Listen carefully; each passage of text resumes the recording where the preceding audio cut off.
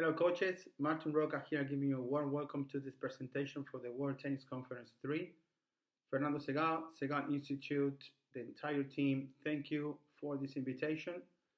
I understand this is a high performance oriented conference, and I'm not that type of coach. That's why I really appreciate the invitation, because I strongly believe that high performance starts in early stages.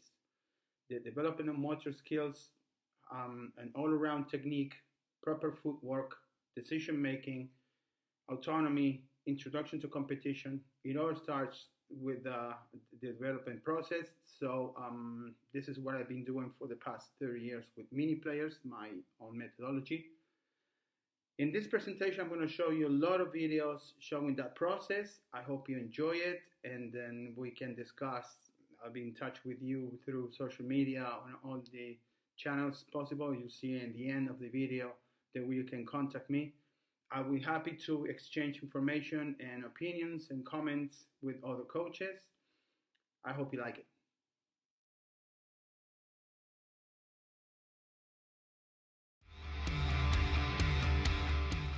As I mentioned before, the development of motor skills are fundamental.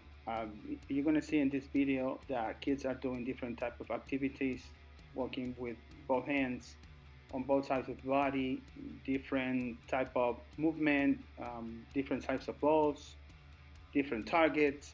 But you're always going to see one concept. Every time they do something, there is a target. There is a purpose for every ball. They hit, they throw, they push.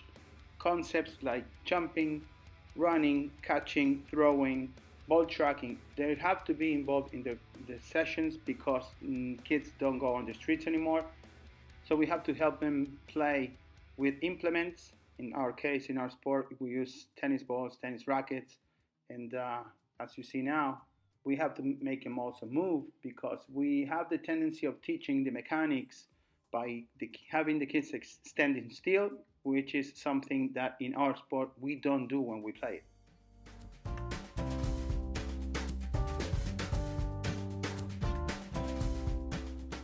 Once again, and please pay attention to this concept, you don't see coaches feeding balls, you don't see lots of balls on the court. Every time the kids either throw, push, or hit the ball, there is a target, and they have to use the same ball. So from the very beginning, you teach the kids that every ball has a meaning and a destination, and they have to control it. Suave. Uno. Muy bien. Venga, a mí. Una. Y otra. Venga. Bueno, toma. Perfecto. Otra vez.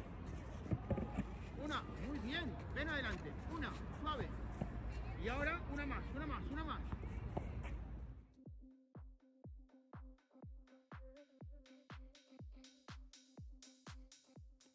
By doing this type of games, you tell the kids that they have to hit a certain number of shots without making a mistake. The ball has to go to the coach all the time. And if they reach that certain number, in this case we're more than 20 balls, they win. So you're not only working on ball control with the kids, you're also creating a strong team mentality.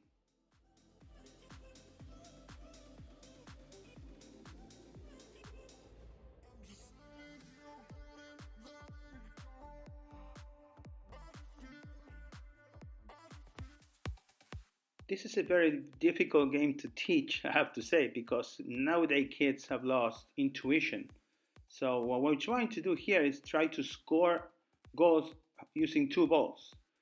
The thing is, if they find a space in one side of the court, like you see now on the right hand side of the image, they have to try to score. So they have to make a decision quick. When they see the two players, in this case, they're distracted, one kid scores and you have to congratulate him because he made the right decision.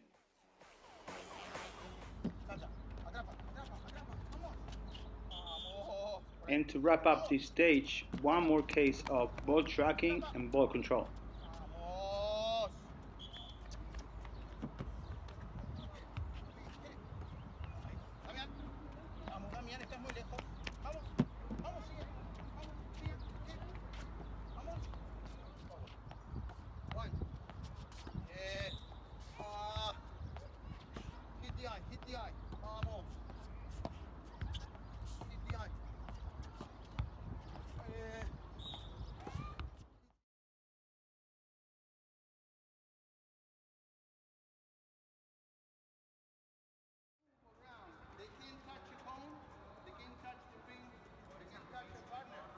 Welcome to the most important phase in the development process.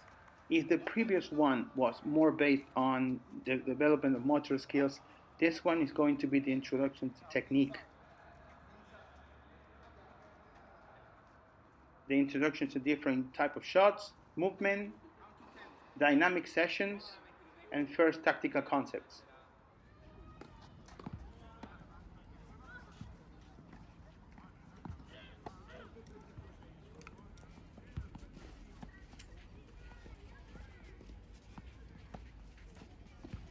Once again, as I mentioned before, you don't see coaches feeding balls or kids standing on line. You see the kids doing different activities, playing by themselves. That gives them autonomy and gives them a sense of responsibility.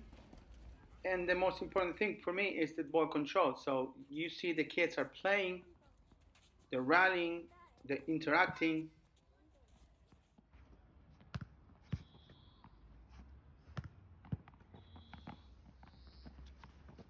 Balance.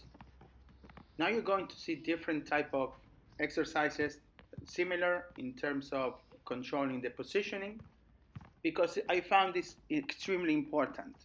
If you have the kids controlling the ball, controlling the racket swing, but you also teach them how to control the movement and the body when they chase down the ball, they track down the ball, they move around the court and they hit, you improve the quality of those shots.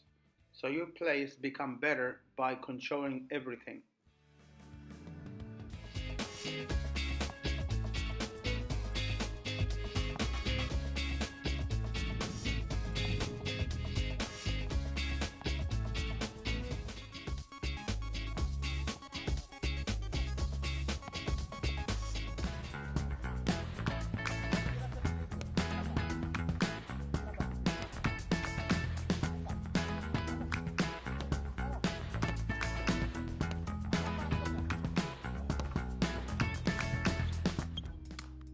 Then of course you can challenge the kids. If you're teaching them how to work on their balance, you can also transfer that into their shots. In this case, you see that she is bending her knees, leaning her body forward, rotating shoulders. These are all concepts that they have to put in practice when they play.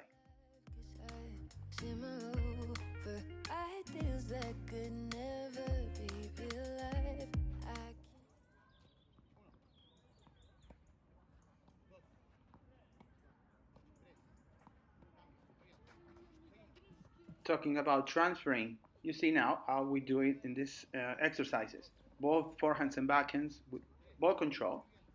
You have to balance your body on the ball suit and then do a split step and play the ball with the coach. Everything has to be under control. Everything has to be balanced. And then you add one of the two keys of my work. One of them is footwork. As you see here, when they catch the ball, they have to be in perfect control of the situation and throw back the ball to the coach. Then eventually you're going to do that with the racket, and they are going to control the movement, hitting the ball with both forehands and backhands.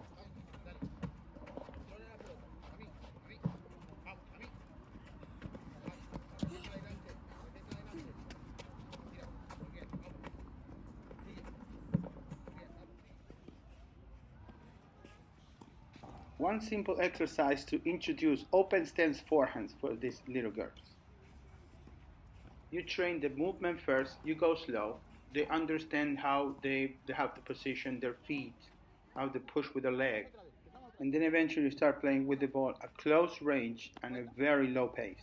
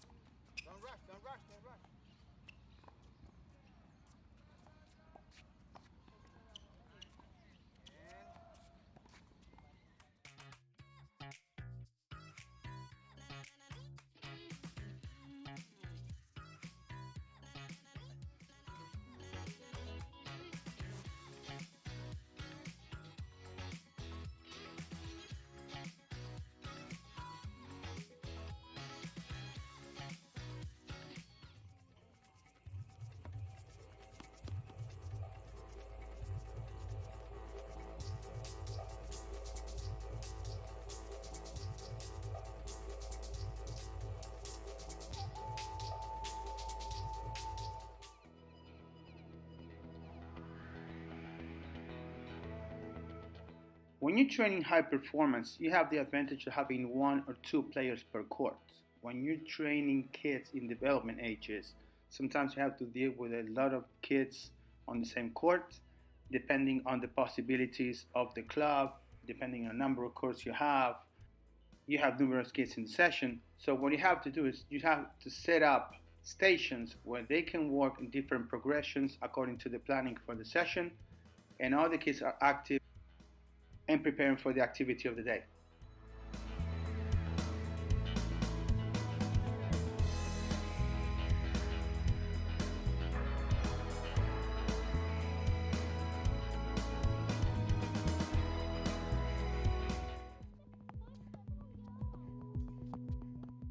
When you see that these kids are responding positively to the coaching, you have to start putting more emphasis on the fundamentals of the game. Ready position, split step, proper shoulder rotation, ball control, positioning, basic footwork.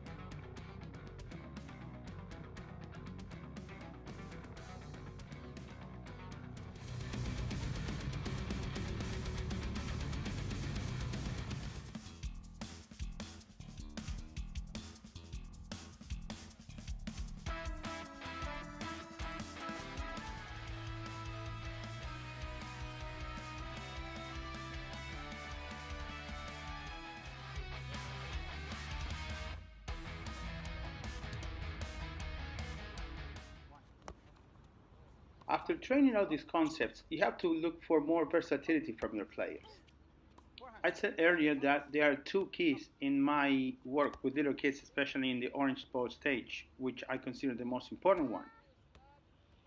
The first one was footwork, and the second one is the one that's going to allow kids, for example, to do things like he's doing now.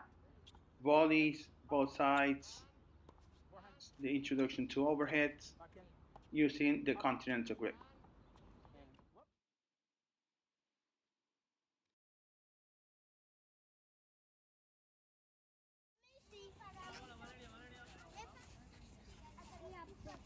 Remember what I mentioned earlier that everything starts in the early stages?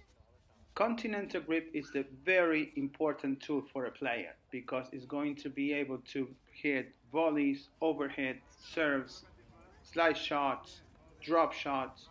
So if we teach them from the very beginning how to use the racket, how to handle the racket using this grip, not telling them specifically that they're using a continental grip.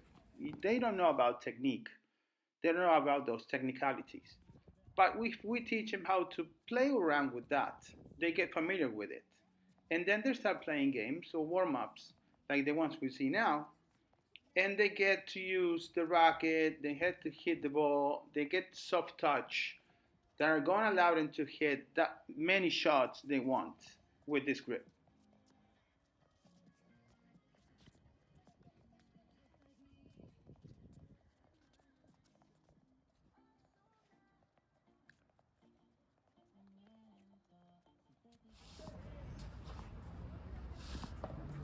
We're going to see now a series of videos with similar games that are reinforcing the use of this grip, soft touch, ball control, the strengthening of the wrist, the idea of controlling situations in a very small area, hitting the ball in different ways like we see now, trying to get it even more competitive, trying to make decisions, becoming like a more like a challenge for the kids or the coaches.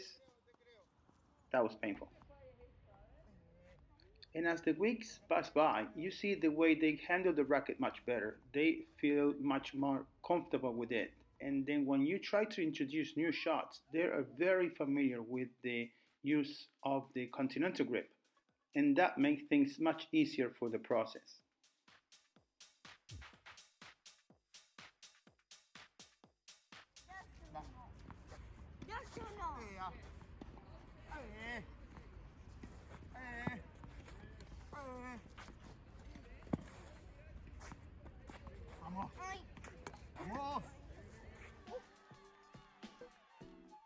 Out of the immense amount of possibilities that the use of continental grip gives to the players, volleys are a must.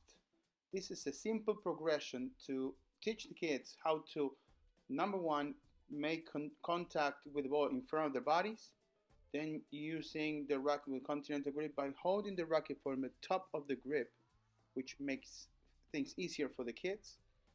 Obviously, this is an advanced kid for this age, but this is the progression that we use with little kids and allows them to handle the racket much easier. And then when you see that the kid is able to do a shot like this one, that makes you feel proud of the work you're putting on with the kids.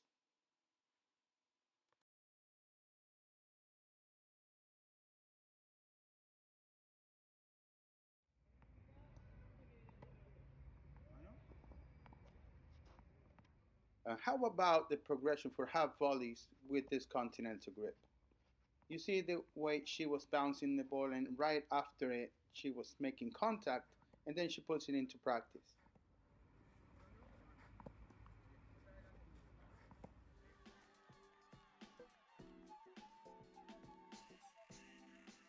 Slice shots, especially backhand slice, one of my favorites.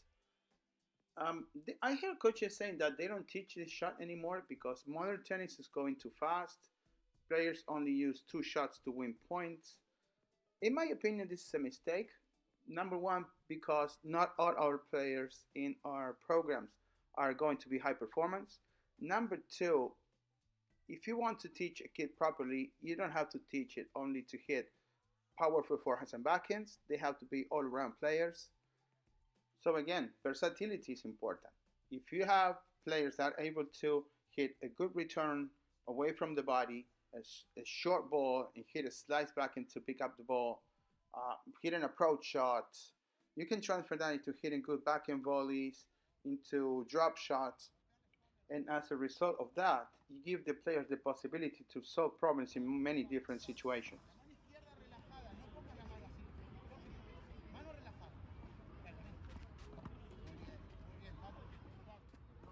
When I'm teaching the mechanics, like in this case, the slice backhand, I test the kids to see their reaction. Now we see that this girl is hitting a topspin backhand and a slice backhand. Now we're going to see a girl hitting a forehand and a slice backhand. But then I feed the ball randomly. I don't tell them where the ball is going, and I test the way they react. If they're doing correctly, it's because the process is going the right way. But if they make mistakes in the footwork, or the reaction, or they get too late to the ball, maybe we have to go a little slower and give them time to digest the movement better. Okay? Start 12 balls. Pick now. 1,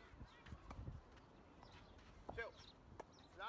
Come on, come on. And then when you have skillful kids doing this combination of shots, you give them challenges. You give them a certain number of shots that have to combine without making a mistake. In this case, this kid is hitting the ball back to me. And then if they can do it by combining forehand, backhand, and backhand slice, they get to celebrate. 7 and 12.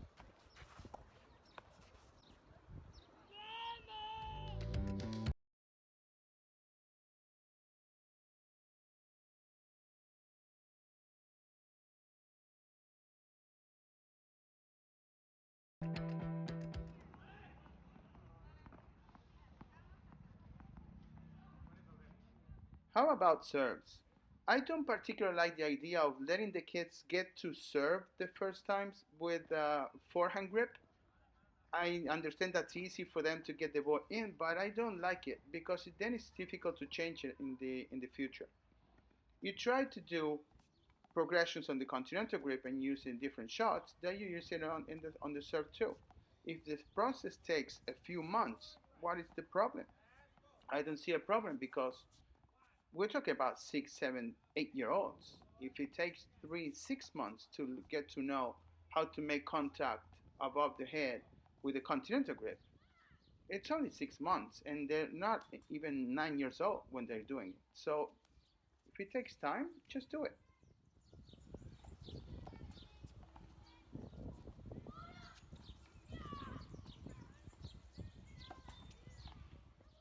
the beginning of this video, the kids were bouncing the ball with the frame of the racket and then hitting the ball with the strings.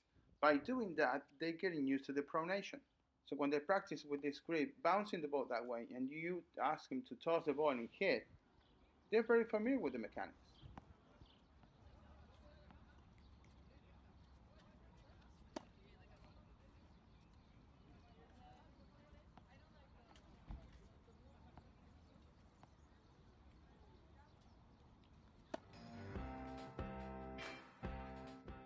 Okay, we get to the point to see the returns of serve. By far, this is one of the most overlooked shots in tennis. If you play a match and you're not serving, this is the first shot you're going to hit. And we never teach how to return serves. I do progressions with the kids, teaching them how to jump forward off the step to catch the ball in front and then trying to make contact with a short swing. Obviously, at these ages, they will never have to face a fast serve, but you teach the mechanics and they get used to it. So what I tell the kids is that when they're playing, especially under 10s, they will never face a fast serve. So what happens? The second serves are always going to be very weak. And we have to learn how to attack those weak serves. This is one example of hitting a return +1. If you create that mentality in the kids from very early ages, they'll get used to attacking a return of serve.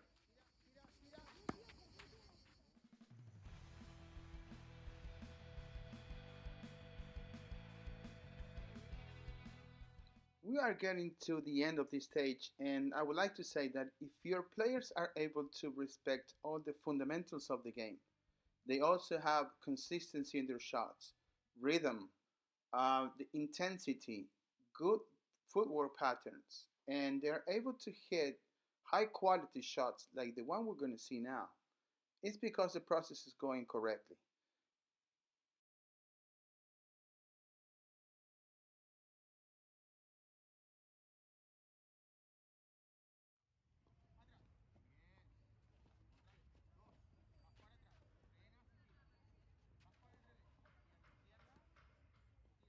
As a coach, you have to make sure that everything you're teaching the kids is following certain progressions. You don't want to go fast. You don't want to jump over stages when things are not settled, when the kids are not able to produce good quality shots, good movement, or make the right decisions because you're going too fast.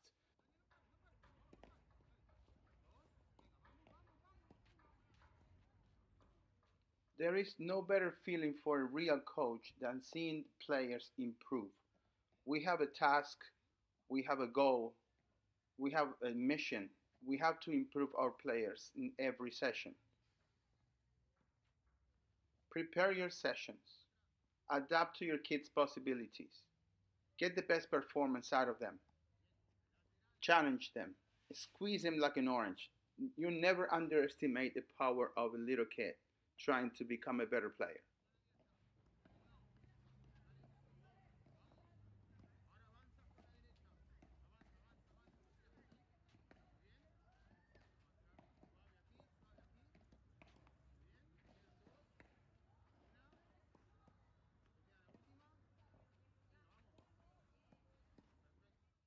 Okay, green ball stage. This is the one that I enjoy the most because we work on every little detail about every single aspect of the game.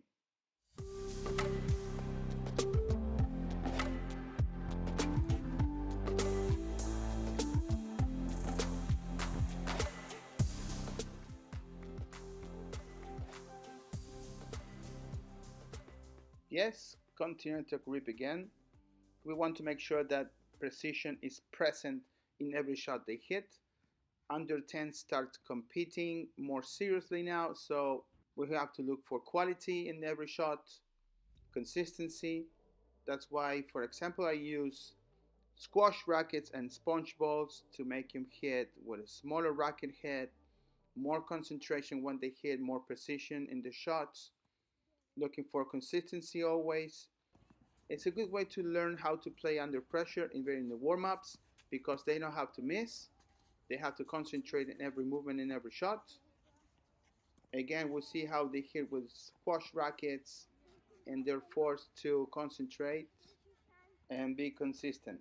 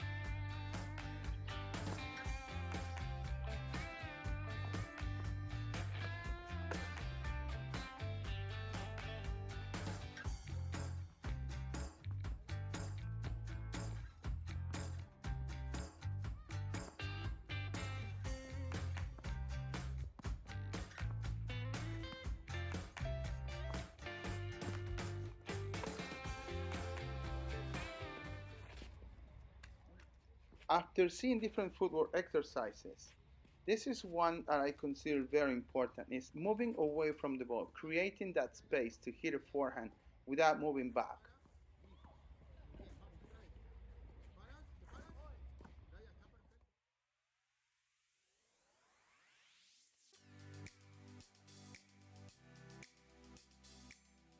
Now we're going to see how all the components that we mentioned before, footwork, movement, balance, understanding of the game, they all come together to make the players better, to face different situations and be able to face them with the best possible quality in their movement, in their shots, in their decision making.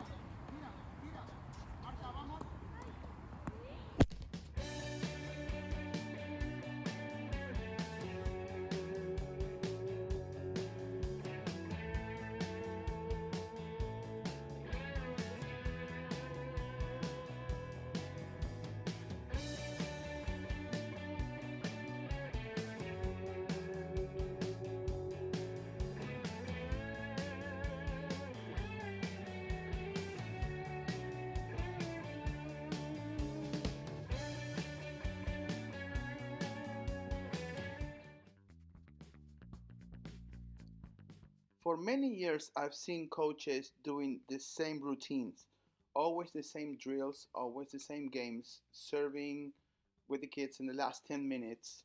And I don't consider that that is really good coaching.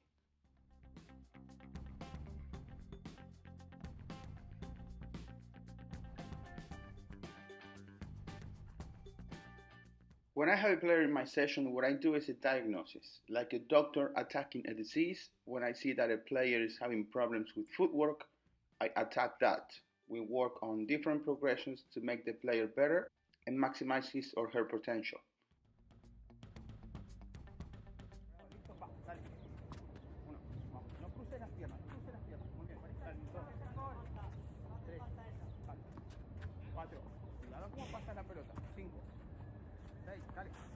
Siempre con split, vas a reaccionar más rápido. Dale, más. 8, 9, 10. Llega. La última.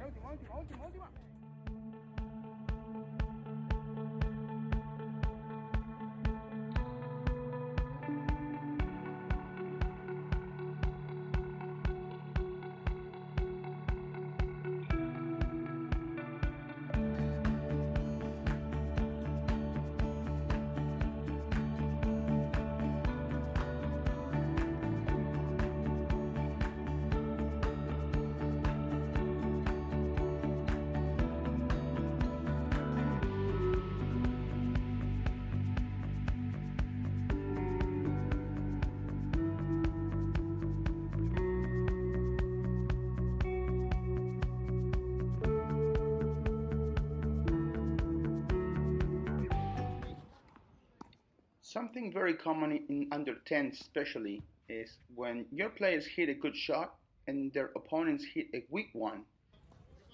Players lose their point after attacking because they're not ready to get that short ball in the middle of the court. So I prepare the kids to make sure that after attacking, they get a couple of steps inside the court, knowing that their opponents are in the defensive position, and track down that ball, run, and be able to hit it because they know how to hit slice, they know how to slide, and take full advantage of a short ball.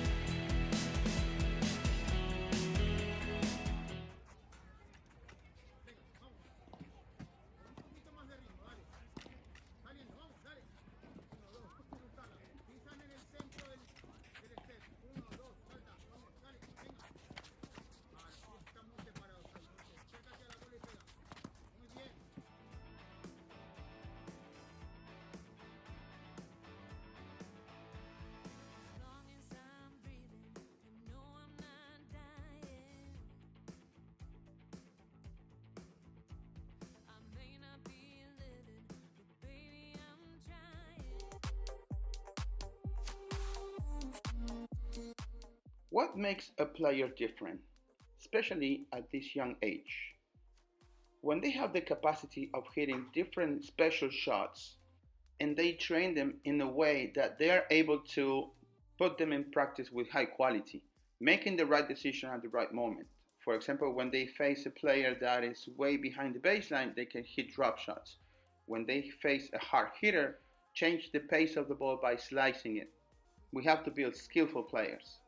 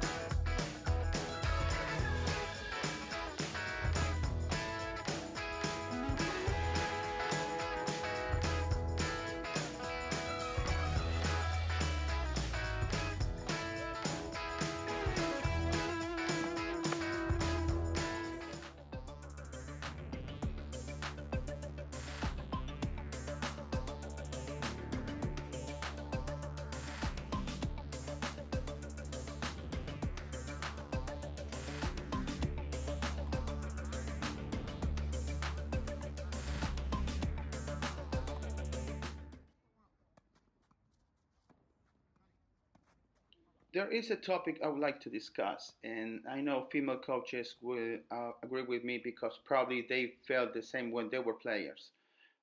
I heard many times coaches saying that girls can run, girls can move forward, girls can slide, or girls can volley because they don't have power. And I've seen coaches lots of times not making any corrections when the girls were hitting two-handed back in volleys because the excuse is they don't have any power. Volleys are not power related shots. So if in the development ages you work on the technique properly, especially using 25, 26-inch rackets and softballs, you can teach the mechanics properly and the kids can learn it with no problems.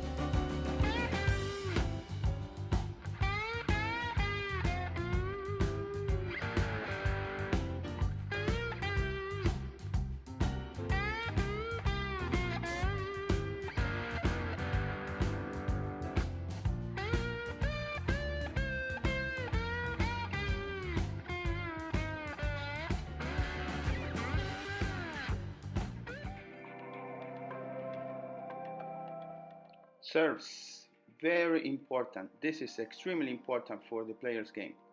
So this is what we do in our sessions. We divide the serve in three phases. Number one is the proper use of the continental grip and the pronation. Number two will be the coordination of the toss and the racket swing.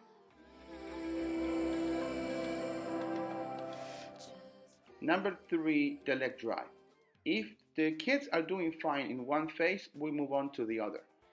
We don't do everything at once. We go slow and we respect the process.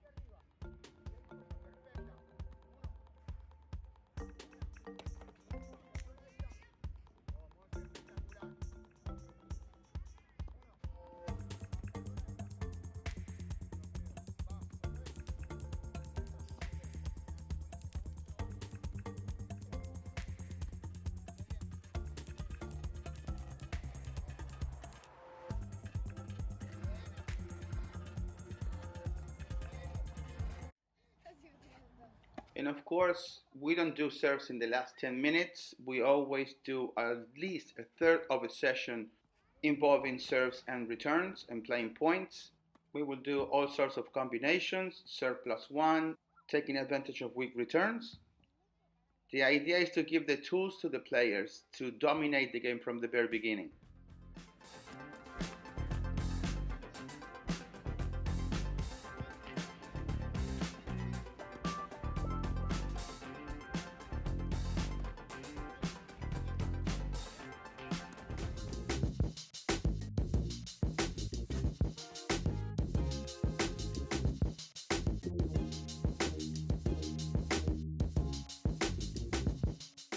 Teaching proper mechanics to this level of kids that are playing competitions already, and they've been playing tennis for a long time and they're able to manage their body much better. You give them the quality of a good movement, they can take advantage of weak serves. This is what happens especially when they play under 10s, that no player has a powerful serve. So they take advantage of that. They can dominate the point from the first ball they receive and put pressure on their opponents.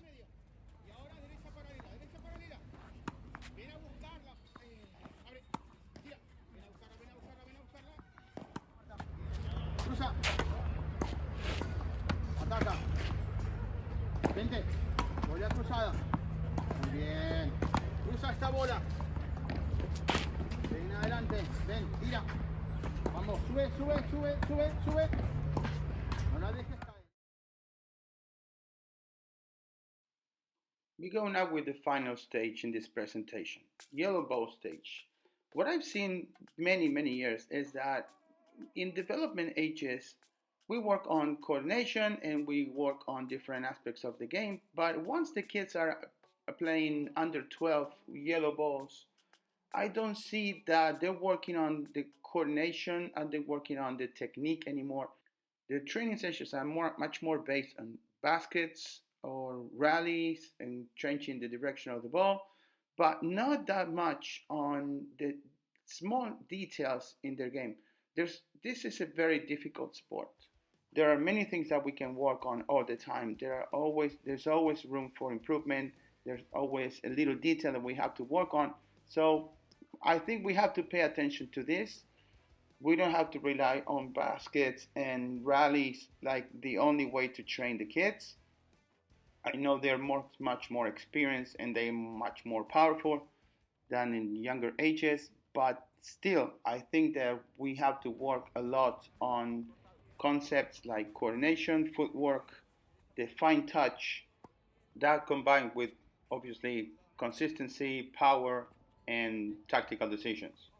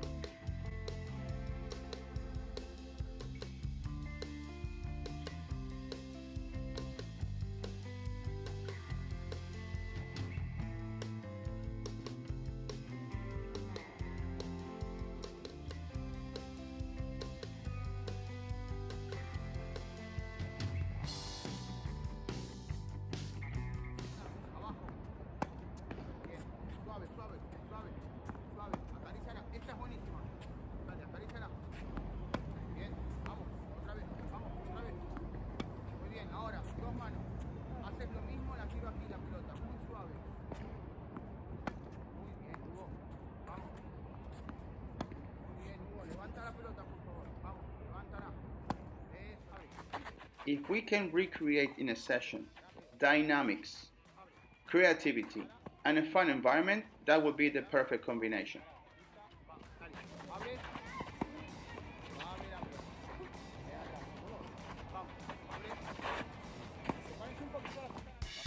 Adapting to our players' possibilities according to their age, making them play better every day.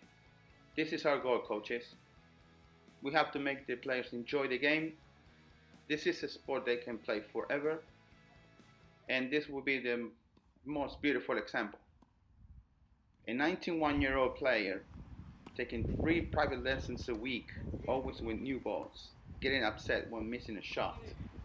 This is the goal. We have to teach people to enjoy this game and play it forever.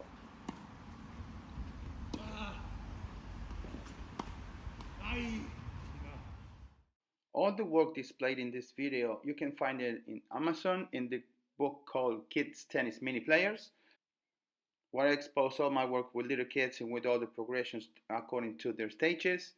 All the profits from the selling of this book will go straight to Tennis Aid, my non-profit association. With the one we help coaches and players around the world. We have helped people from more than 70 countries so far, and I would really appreciate if you can take a look at that in social media and follow our work. Thank you all. This is the way you can contact me. If you have any questions, I'll be happy to reply any messages. Let's do everything in our hands to dignify our profession. Thank you so much for paying attention to this presentation. Bye-bye.